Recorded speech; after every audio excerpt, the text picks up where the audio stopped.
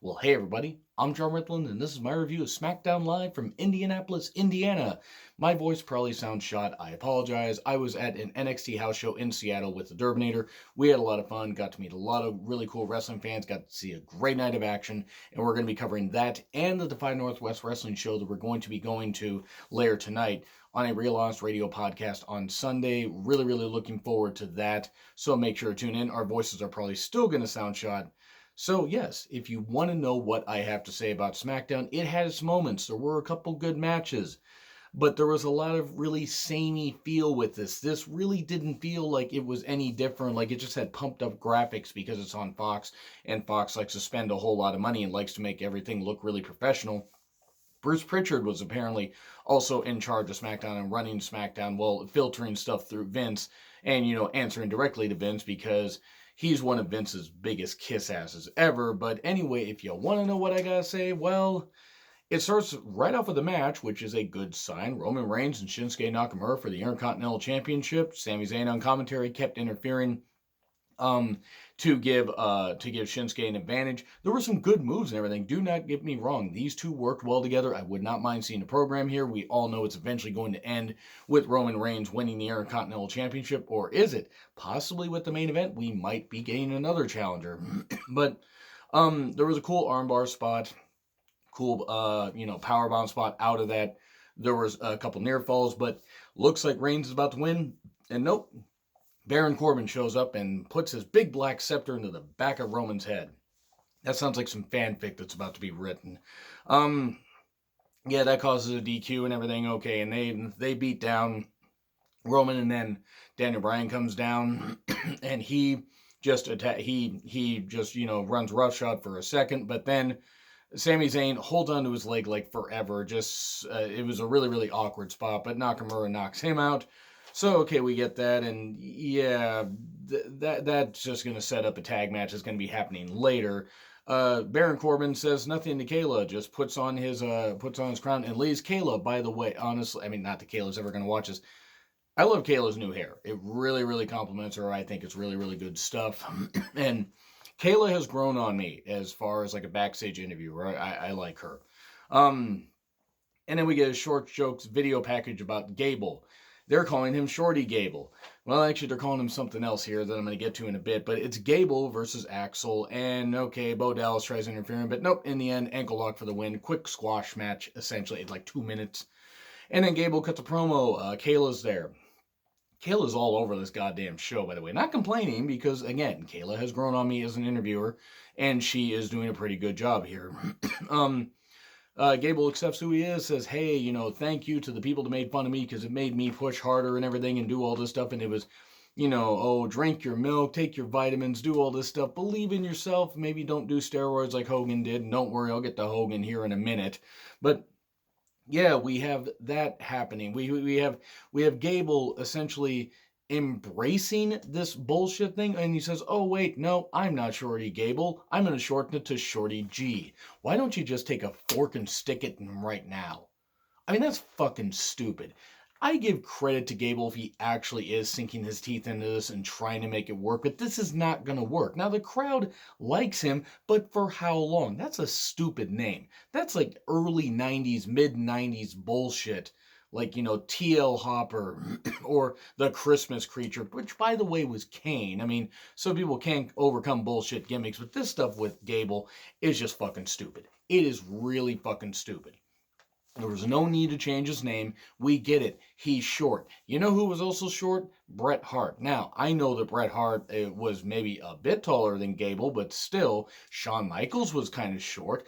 The whole point is there have been short people that have done well without them having to resort to short jokes about people. Ray, I get because he's 5'6". I mean, well, Bill at 5'6". I think he's more like 5'4". The whole point is, yes, you can take chicken shit and turn it into chicken salad if you didn't have a 75-year-old, idiot running the goddamn company. And at this point, I fear that Gable is going to be stuck with this.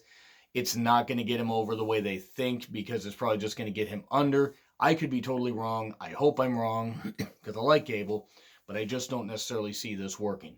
And I think it's fucking stupid. But if he can embrace it, if he can make it work, then I am willing to eat crow on this. I just don't see it working.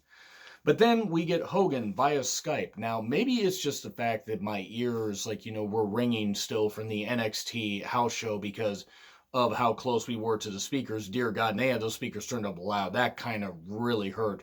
And the acoustics of the Paramount Theater aren't all that good. But anyway, it sounded like there was a lot of piped-in cheering for Hogan. Now, I don't know, I wasn't at the arena, obviously. If there's anybody that was in the arena, were people cheering for Hogan, or were people just silent and they were just pumping stuff in? Because that's hard to do on a live show, but who knows? Hogan basically via Skype, and he's talking about people that are going to be part of his team because Seth Rollins is no longer the captain of Team Hogan. Figures that Hogan would not want a Tyler Black man to be the captain of his team. Yeah, I'm going to throw that in here because he picks Ali to be part of his team. Picking a Muslim guy to go to Saudi Arabia, that's going to work out well, and I love Ali, but oh boy. We then get Chad Gable that's also going to be on there, and I'm going to call him Chad Gable because until they get rid of this bullshit name, he's Chad Gable. And by the way, I got to knock a bit of a grade off for this goddamn bullshit with having Hogan on there. And look, I get it's Hogan versus Team Hogan versus Team Flair because apparently Vince was just made aware of what happened at Lockdown 2010 with Hogan and Flair and Lethal Lockdown. And yeah, Impact Wrestling did do it first. It's like the whole South Park thing. Simpsons did it. So yeah, I don't know. Maybe it was piped in noise. Maybe it wasn't. Let me know in the comments if you guys were in the arena and if it actually wasn't pumped in. But anyway, we get Heavy Machinery and New Day. By the way, we got this thing earlier after the Roman Nakamura thing where New Day was there. And Tucker's like, hey, Kofi, we're going to try to cheer you up after losing the WWE Championship. Kofi's like, I have the power of positivity, this kind of stuff. I don't quite get why they're just making it where Kofi fought so goddamn hard to get the title, and now he's just back to being a member of the New Day. I don't get it. I mean, am I faulting Kofi? No, I'm faulting creative. I think it's kind of ridiculous. I think that they would want him to get back to the championship, or he would want to get back, but who knows? That's just my take. And then Otis at one point, Otis was in an apron. I don't know why in that apron he poured pancake batter or something all over himself. I really didn't need to see that. But whatever, Heavy Machinery is comedy. They're this. It was what it was. I don't know why, but whatever. Hey, maybe I'm just growing up. Maybe I'm just not the demographic for wrestling anymore. I don't know. The Heavy Machinery and New Day versus Revival, Root, and Ziggler. Revival are the current SmackDown Live Tag Team Champions. You know how I remember that? Because commentary had to tell me because I totally fucking forgot. I just totally forgot. It was a typical 8-man tag. There were some good exchanges and everything. Otis got quite a bit of comedy in. Why are they? I don't know why. But hey, Heavy Machinery are pretty over. All these teams are pretty over. Well, to an extent. Of course, you had the Revival, and as Fox would say, we go hard all day, all night, bringing all the best jobs to only the whites. Say yeah, and yeah, I'm gonna pick on Fox because they're run by a bunch of goddamn idiots. Especially Fox News. Bunch of fucking idiots. Anyway, so moving on from that. Typical 8-man. It was a mess. It was decent. There were some good. It was typical stuff, just throwing a bunch of guys in there, trying to build some feuds. And the Midnight Hour pins Scott Dawson. So I guess the New Day are getting a tag team title shot at some point. Because apparently New Day have not gotten enough tag team title shots. I'd say have Heavy Machinery take it from the Revival, but what do I know? SmackDown Live is going to be on FS1 next week, so adjust your dials accordingly, or DVRs, or whatever, or use illegal streaming sites, because apparently more people are doing that when it comes to trying to get the live feed of some of this stuff. But I'm not advocating for that. I'm just saying apparently some people are, because I've heard a lot of people telling me. But anyway, let's get on with Corbin, Nakamura, Roman, and Bryan. That's going to be taking place later. Bryan does a fired up interview talking about how he's out there to kick some ass and all that. Not like Stomping Grounds, where they kick ass and take names. And Ali video package. I really hope that Fox pushes him. I just have my doubts. Ali is a very, very legit athlete, and I think could be an Intercontinental title contender. I don't think he'll ever be WWE champion, but I didn't think they'd give it to Kofi, so who knows. We get Miz TV with Bayley. New music for Bayley. Sasha comes out with her. One. Now, I know that there are Sasha and Bayley fans that watch my program, so please do not take my words as attacks or take it as any slight. I'm not. I love Sasha as a heel in NXT. I'm not buying it now. It's almost too forced. I don't know if it's the promos. I don't know if it's the material she's being given. And with Bayley, Bayley was essentially just. She was essentially Raven from ECW, like early Raven. What about me? What about Raven? And that's not a bad comparison. Raven's promos are way up here, and Bayley's are like they're decent. But I'm just saying the whole "what about me," the mopey thing and stuff like that. I get it. She's sad. She feels like the fans turned on her and stuff like that. Okay, so that's why she changed. That stuff didn't define her, and she basically said the whole "fuck them kids" thing without saying that. Miz is asking why Bayley, why a champion who doesn't talk. Oh, who are you, Brock Lesnar? And that's before Bayley started talking. And then Bayley again might as well have done the Raven thing. She did say life sucks and then you die. Channeling Vince McMahon from 2000. It's nice to know the writing on SmackDown is only 19 years old. Like, 19 years behind the time and stuff like that. Even though it seems like Bruce Pritchard has a maturity of a 19-year-old. But this review is getting off topic. The whole point is this. I get what they're trying to do. I hope that Bayley can succeed as a heel. I think it can work. I'm just worried they're going to be trying a little too hard. Now, I give both of them credit. I especially give Bayley credit. She's changed her hairstyle, her style and everything, promo delivery. If this can work, I think she can be a really good heel. I just worry the creative is going to fuck it up. That's really what I worry about. We then get Nikki Cross coming out with a promo and everything while the Miz TV is going on and saying, hey, this... It's like, I think I speak for everybody. And the way she was talking, I'm like, Nikki, I'm not even sure you speak for most of the people that can understand you. And I love Nikki Cross, do not get me wrong. But I got to really pay attention to what she says because I'm not used to the accent. And then Dana Brooke comes out, cuts a decent promo. I'm really happy that Dana's getting a chance here. Hopefully Dana gets a chance to shine. And then Lacey Evans makes her entrance. So we have 3 women of those 6 women there in the SixPack challenge that are already, introduced or getting to the ring or whatever. So all 3 of them go to the ring. We come back, and Carmella's music is just finishing up, and then we start the SixPack challenge. Sonya and Mandy did not get TV entrances. I'm sorry, but why the fuck didn't you give Sonya and Mandy TV entrances? They're 2 that actually deserve pushes. I'm just saying. But SixPack challenge, number 1 contenders match. Whoever wins faces Bayley. I liked it. I thought it had its moments. I thought the flow was nice. I think it could have been given a couple extra minutes.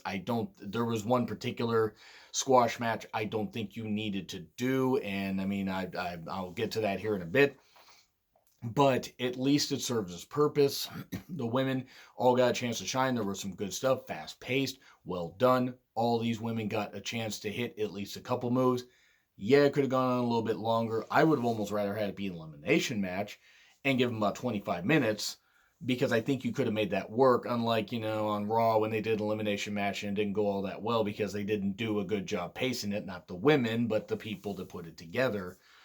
But this was well done. Nikki Cross wins. Nikki Cross pins Mandy Rose, which surprised me a little bit. I was thinking that she might pin, maybe not necessarily Lacey, but I thought she might pin like Carmella or something like that. But okay, all 6 of these women could do a good job facing Bayley. Nikki Cross is not going to win, though. She is going to be facing off against, she's going to be facing off eventually against Bayley, probably at Survivor Series, I imagine, or...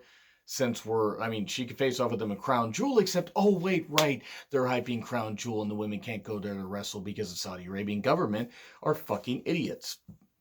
And by the way, I want to clarify, I probably will be watching, Crown Jewel if I have that day off, because if I have that day off, I watch so you don't have to. That's pretty much the deal. But anyway, here we go. We get Tyson Fury and Braun Strowman, recap package and everything. They are reportedly paying Tyson Fury $15 million. Now, I know they got some of that sweet Saudi dollar. I know that they got big money from the Fox contracts. I know they got big money from the USA Network contracts, and they got a bunch of other revenue streams. So you can't pay the women adequate money. You can't, partner with somebody other than Susan G. Scammon. You can't do that. You can't give money probably, or, you know, maybe give bonuses to some people and stuff like that and help out others. And yeah, I know they pay for rehab and they pay for this kind of stuff, but you can do that, but you can't pay. You can't pay people properly, or you can't pay the women a little bit better. You can give $15 million to Tyson fucking Fury, who, by the way, whether it was a couple years ago or not, doesn't seem like he's apologized for it. He made numerous transphobic, homophobic, and sexist and all that comments. And look, I'm all for making jokes and stuff like that because I joke about a lot of stuff, but there's a line between joking and being flat out, transphobic, homophobic, sexist, whatever, like he was. So no, I don't think he's worth $15 million. I don't think he's worth $5 million. I don't think he's worth $0.5 million, at least at WWE. Yeah, he'll get some outside eyes. Terrific. You know what also got some outside eyes? Floyd Mayweather versus Big Show, and guess what? It's a shame that they had to bring in a woman-beating pile of shit to draw more money and more eyeballs to WrestleMania. I'm just saying, look, nobody's perfect, but I know one thing. I know one thing I'm not. I ain't anything like Tyson Fury. One, I ain't got the money, but two, I ain't the piece of shit that he is, and they shouldn't be associating with the dumb fuck. And if he actually has changed how he thought from from a couple years ago, whatever, then he needs to prove it. He needs to fucking prove it. And that goes for anybody that makes those kind of comments. So yeah, fuck Tyson Fury, and I actually hope, honest to God, that Braun, destroys him. He won't. Braun will probably lose to him in 2 minutes, and it's going to be a disaster because it's just going to be more Braun Strowman, which, by the way, we get recaps before we get to Braun Strowman, recaps of Rollins burning down the Firefly Funhouse, where now it's The Fiend versus Seth Rollins, and I bet The Fiend is probably going to have Jamal Khashoggi's head over a lantern, and I bet the Saudi Prince would want that. Bray probably would say no, but the Saudi Prince would probably love it because he fucking ordered the, killing to happen. He fucking did. You fucking know it. But anyway, it's a Falls Count Anywhere match, and it can't be stopped for any reason. So WWE is essentially recognizing that they fucked this whole thing up with Hell in a Cell, and now they're doing this. Okay, is what it is. Braun Strowman, it's going to be a disaster. The Fiend's going to lose. I would be shocked if The Fiend won. I would be shocked. Though, because he'd be the second, the second most popular Fiend there besides the Crown Prince. So anyway, we get Braun Strowman versus Drew Gulak. And we get, Drew Gulak's debut on Smackdown, by the way. And we get, as a Smackdown draft pick. And we get Drew trying to talk sense to Braun. He brings back the PowerPoint. And then Braun destroys him, runs him over really, really awkwardly into the barricade. And then power slams him soon after and wins. Welcome to Smackdown, Drew Gulak. And then we get a 2K20 plug. It's bad. It's really bad. I don't know what the whole thing is, but God, it looks so bad. And then we get Nakamura and Baron Corbin versus Bryan and Roman. Roman, that is. It was okay. We'd already seen 2 of these. We'd already seen all these guys involved in the opening segment, and then had this tag match.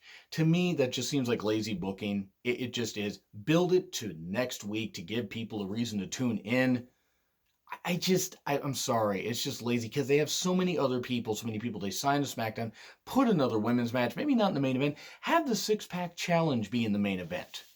And do that where you don't have to have these guys work twice, or at least a couple of these guys. And I'm sorry, I don't want to see Baron Corbin anywhere near the main event. But honestly, I think they could have utilized people a little bit better. And Bryan ends up pinning Nakamura after, the running knee and stuff like that. Okay. So Bryan's probably going to get an Intercontinental title shot at some point. C plus, I'll say, actually. It had its moments. I can't really go any higher than a C plus because, and I will say this, commentary didn't particularly offend me. So if they stop overproducing the commentary, maybe I'll actually be okay with it. But anyway, C. And if I forget to put a poll, please leave in the comments what you guys think. Like, share, subscribe, Twitter handle in the description. I'm tired, guys. I'm John Ritlin. I'll see you soon.